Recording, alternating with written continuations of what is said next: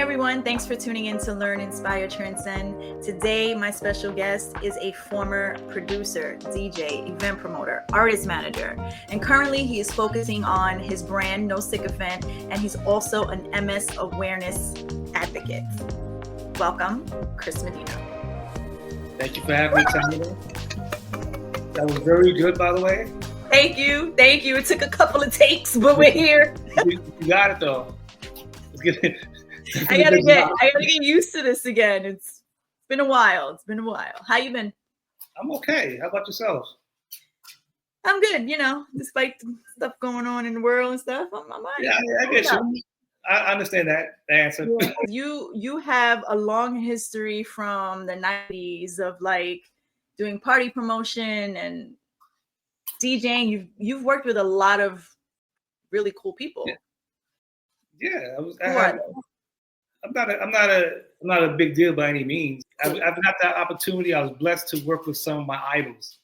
So I got to manage the DJ Duwop, who was a mixtape DJ that I used to always make sure I had his latest tape in my car. I said tape, not CD. So we go back tape, so that means back in the day. A cassette tape, for those who don't know what that is. But so that's like an honor for me to work with him and to be able to travel. I went to Brazil with him. That's dope. Yeah, and I through him I got to meet other people. Like I got into soccer because of him. A friend of mine, his name is Junior. His father is Zico. Zico's like one of the biggest soccer players in Brazil. And Junior was a fan of Duwop. Junior has every mixtape ever made by anybody.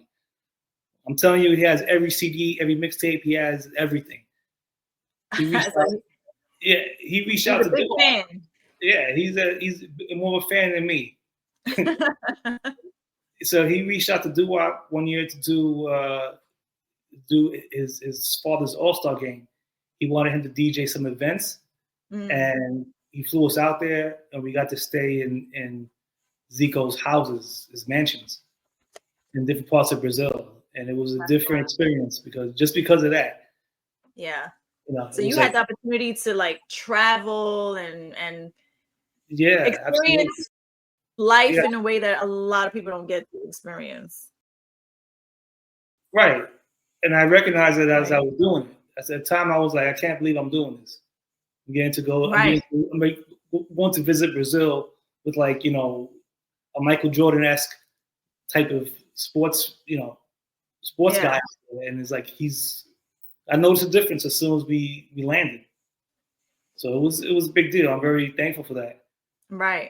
I also managed the R&B group Allure, who had the record All Cried Out in 2000. They were signed to Mariah Carey's label, Praise Records. And I got to manage them.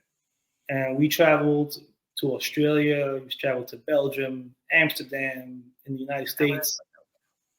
They won an Ice-T show, Ice Loves Coco. They had a theme song a song they sang for the show called Shoe Freak. And I was able to get that done for them. And a few other things. And I was very, we did a lot. And I'm thankful for the memories of what we did.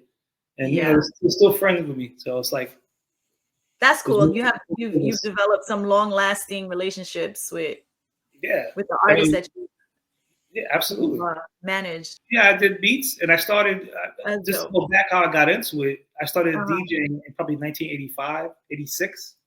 I started DJing, and anybody know me know that I was like, that's all I did. Right. For instance, to this day, we still like we have a collection of over 30,000 pieces of vinyl between me, my partner Sean, his brother. We have our records everywhere. My house, their house, in storage. We've been doing music for years. That was the passion. Sean was in high school. He got introduced to an artist named Diamond D. Diamond D, who discovered Fat Joe, produced the Fugees record, The Score, and a million other records. Right. I got to be around and experience his first album when it was being created, and just things that a lot of people didn't see. And like Those are memories. Those memories are like my plaques. Right. For me, like it's not about I didn't sell a million records. I wasn't, but I have enough memories. I accomplished enough where I'm good with everything. I'm grateful. Yeah. Right. Right. So that's dope. Yeah. So that was how the DJ started me into getting into production, and being around like Diamond, who was a producer, taught me so much, like directly and indirectly. I learned a lot from him. So I made the transition from DJing into production, which is like the natural progression for most people, especially from the 90s. That's how we got into making beats. Yeah. And you did some party promoting too. Yeah, the party promotions actually came in the 2000s. They came in like 2008, 9 at a company called 238 Beats. And we did events all over the city in New York. What is it? Katra? Katra. Yeah, Katra. And there's no more Katra now, right? No more Katra. It closed down New Year's Day. It was a final party. But we did Katra, Leopard Lounge, Taj, Sin. Taj Lounge, yeah. Stage I didn't really frequent those places, so. Yeah, but you're a club. You know the clubs, though. You didn't go, but you've heard of them. I knew of it, yeah. How did you stumble into tech? My background was in finance. I did real estate, and that led me to work at Chase, the investment bank. And when I was at Chase, I was there for maybe 6 months. And the financial advisor at my branch, Andre, I was giving him business in the bank, and we got friendly and started talking. And then we both found out that we have music interests. He had an artist he was managing. He said, "This is the best rapper in the world." This is literally how it started. Right. I believed him. Met the artist. It was great. That led us to work with the artists, and I was able to bring in like people like Wyclef to work with them. We had a studio in Hartford, Connecticut. We did a lot together, and he thought enough of me that he had a company, he had a startup that he's very successful. He had the #1 restaurant in Stamford, Connecticut when he was like in his early 20s. Wow. And he was always a very successful, outgoing guy, UConn graduate, very, you meet him, this guy has got something, he's on the ball with it. Like he's sharp. Right. So after he seen me working and bringing things to the table on the music side, he said, do you want a piece of this company he was starting? And that company was called Dreeve at the time. It was like a content recommendation platform. This is 2008, 9, around there roughly. At the time, it was worth, he's offered me, it's like, all right, it's not really worth anything. But I said, okay, I'm down. Yeah. So we started the company and got it off the ground. Fast forward, we sell to TransUnion for a 9-figure deal, 9-figure sum. In between that time when I was working with True Optic, that was the company was named, I found out that I had MS. The company, it started slow, but I always believed in it. And that kept me going. Like if I was working at Chase or anywhere else and I got sick, I probably would have just given up. Wow. I would have just like thrown the towel in, like I'm doomed and that's it. So your passion in this new company, putting all your energy into this new company is what kind of kept your mind off of what was going on the. It gave me a purpose. It gave me purpose to move forward because I knew the potential. Yeah. I rolled the dice, but the reason why I rolled the dice is because every year I saw upward progress. Right. Every year in the company, we started off talking on the phone. We got a little office. Then we got a bigger office. Then we got a bigger office. We started hiring people. Right. So, we raised money and, we were profitable. And it was like a blessing that I was able to get in that. And like, I wouldn't have continued working. I don't think I would have had the ambition or the drive anymore to get up and go to somebody's office every day. Because that's got to be hard to hear that out of nowhere. Now you have to deal with this disease that it's an invisible disease too. It's not even something you see, because you know me. Right. You wouldn't know. And I have a friend, Sean, that's the first thing I thought of was he's in a wheelchair. He's can't even move anymore. So when they told me I had the disease, I said, oh my God. I didn't know about it. Right. And then I just found out, I was like, I have, fortunately right now I have the kind that 80% of people have. Mm-hmm. Functional, and you're able to do things. And like, I still drive, I still do everything. The part that really sucks is that you're not as sharp as you used to be. Mentally, you can't think, like you have this brain fog. Wow. So the brain fog was the most debilitating for me. That was the most debilitating part. Right. Like, to the point where I got on Adderall because I wanted to continue going to Duwop, to going to the office, driving from the Bronx to Connecticut every day. I wanted to do that. That's a lot. I wouldn't have done that. I wouldn't have done that for any other company. I wouldn't have done that for any. I did that. Right. I had a piece of this company, and I got to see it through. It worked out. It worked out. Yeah. It would have been, who knows? But then there's other curveballs in life throws at you, right? Right. Because then I became single again. My ex-mother-in-law, she had MS. God rest her soul. She had MS. So I saw firsthand how, she had her good days. We would go visit her, and she looked great. You know what I mean? She was eating well, and then there were other times where she couldn't swallow her food. It was very painful to watch.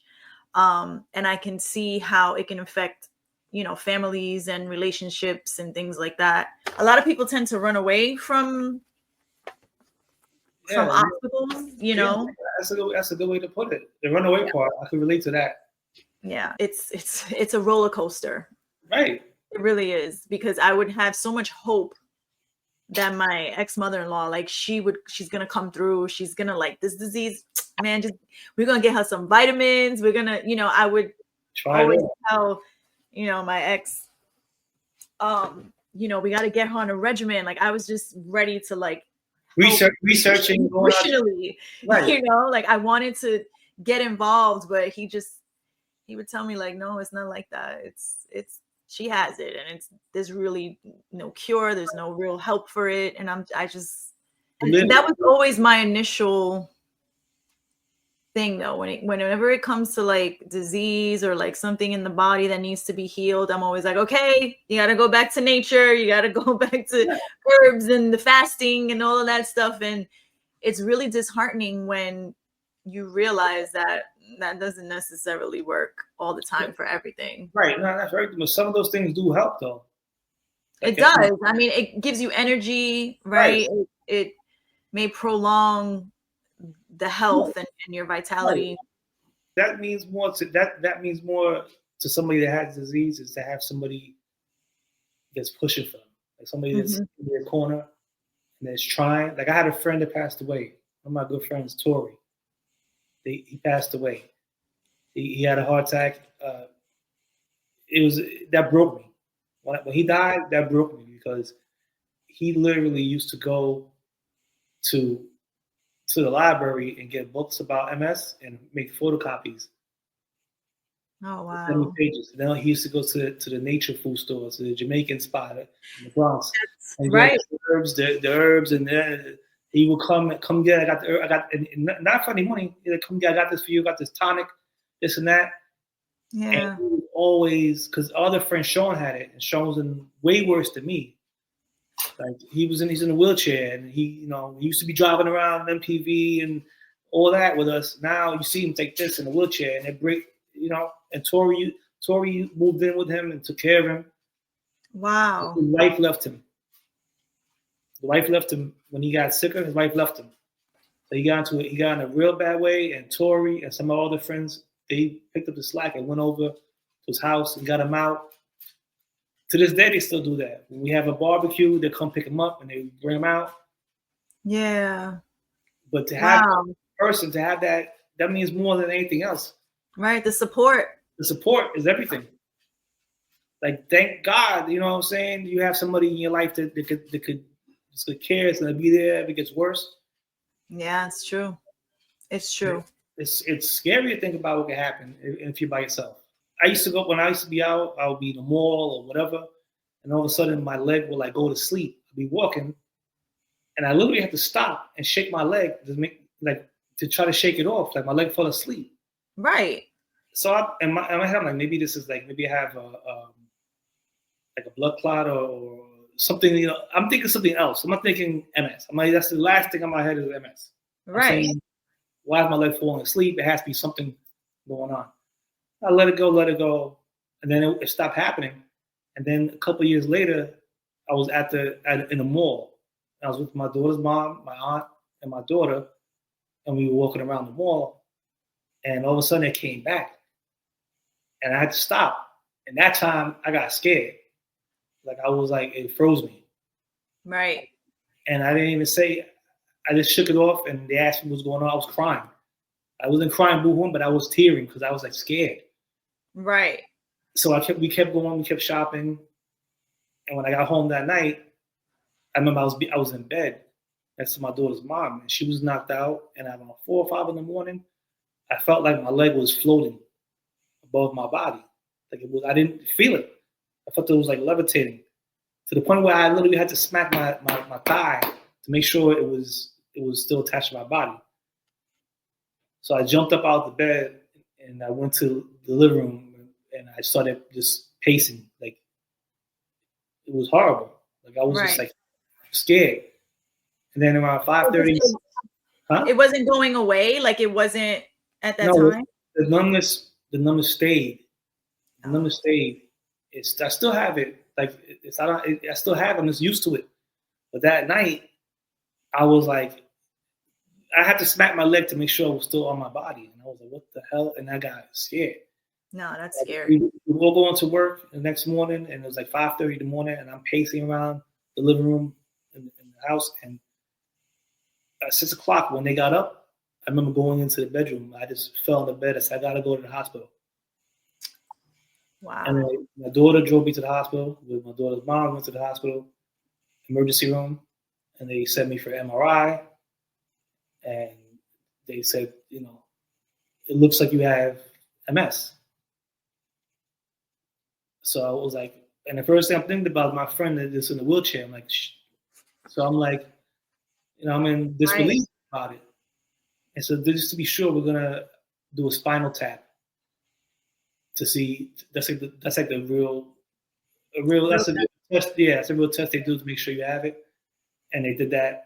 And even that word spinal tap, I was like, oh, you can't even imagine how it is until you have it. It's like people don't believe you. Like, you look fine. You right. You look. Yeah, but it's like, just to give you an example, like MS robbed me of a lot of things professionally going forward. Right. I'm not able to function as I used to.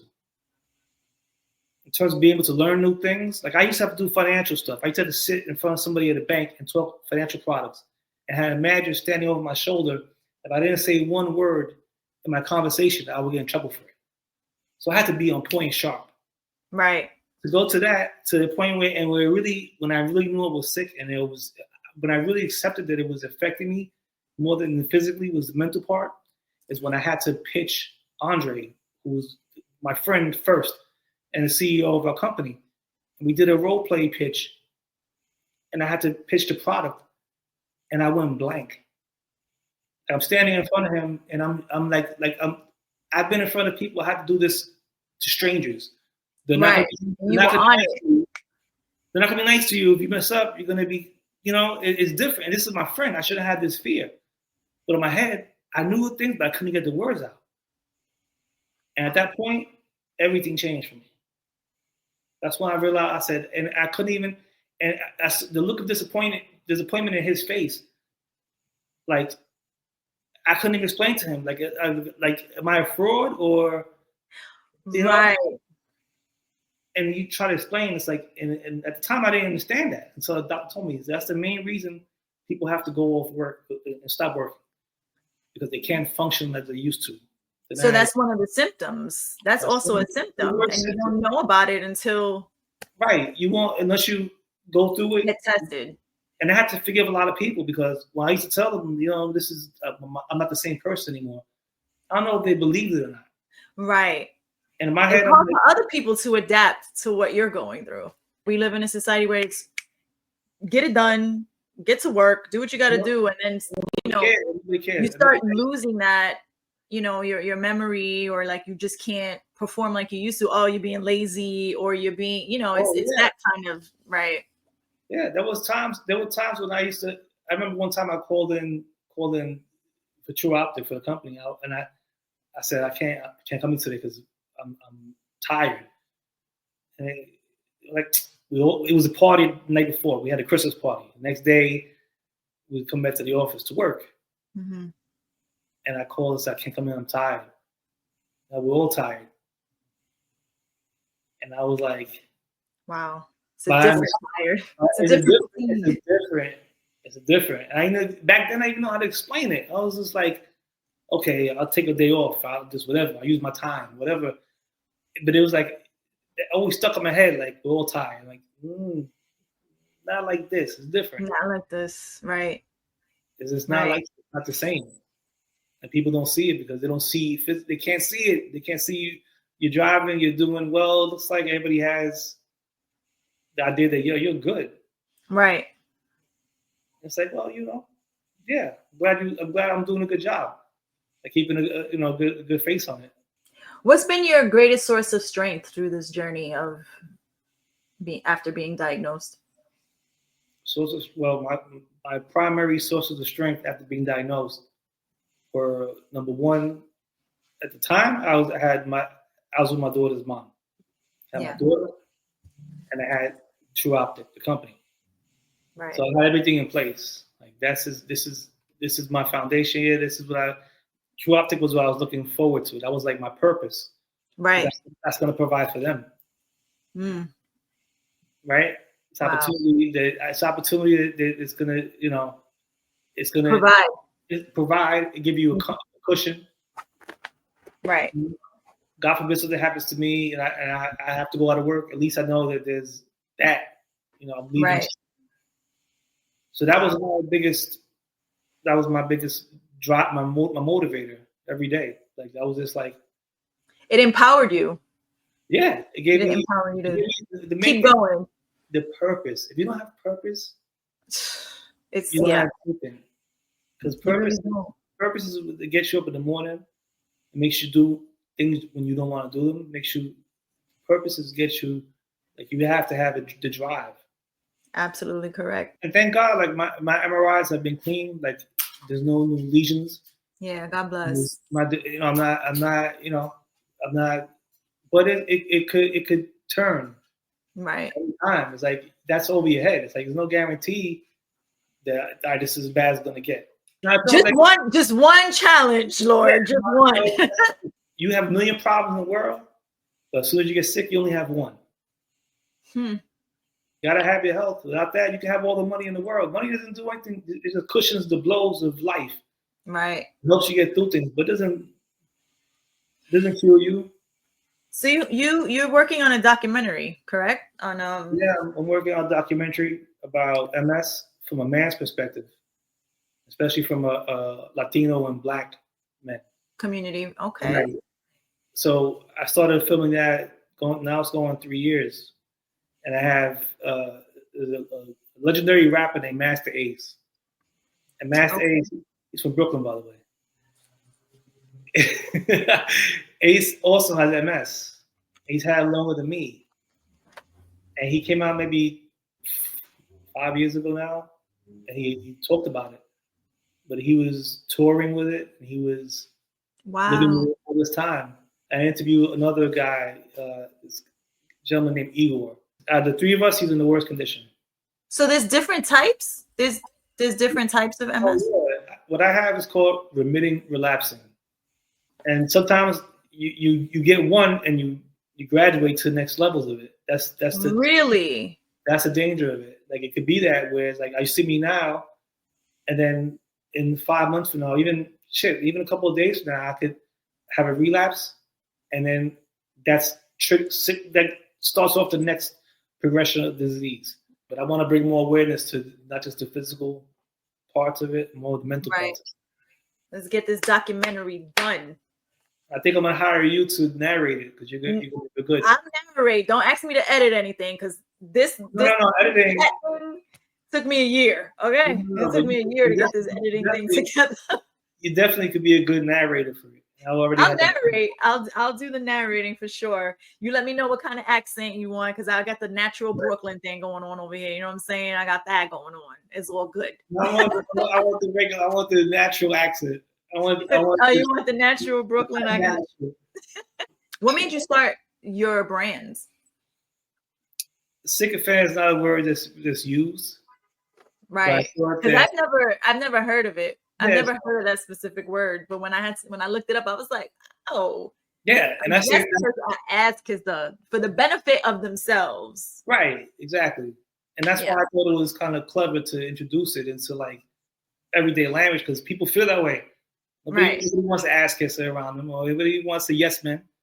Well, some people do want yes men, but either way, it's not a good thing to have that around you. Everybody have people that's honest with them, have their best interest in ego. Yeah. So I had the idea maybe 6 years ago, and I was fortunate enough to, when we sold our company, I had the finances to actually start it. And I had people telling me, that's a good idea. Everybody I told, when I explained to them what it meant, they understood. You dropped a new, what is it, like a limited edition? Yeah. For the No Sycophant? Who you were working with a famous artist? Yeah, Wayne 1. Wayne 1. Yeah. So that's a limited edition that's out right now, correct? That's out now, yeah. I'm starting off with some, clothing. Sweatshirt and t-shirt. I got my shirt on right here. Look, bang! Oh, wow. Look at that. So I bet you didn't think I wore it today. I wore my No Sycophant shirt today. Oh, I appreciate it. We always support and putting stickers up and everything. I love it. Oh yeah, New York City, get ready. You're gonna see all the stickers all around. Chris, thank you so much for spending this time with me, chatting about MS and how you're advocating for it. I'm looking forward to this documentary. We got to get that out ASAP because, it's important. It's very important work that you're doing. Thank you. And thank you very much for having me and allowing me the platform to speak about it. Yes, for sure. We really appreciate that. It means a lot. For sure. Everybody go check out No Sycophant because we don't want no ass kisses around us. Shame. No Sycophant. Don't have no yes people around you. You need people to tell you your shit is whack sometimes. Okay.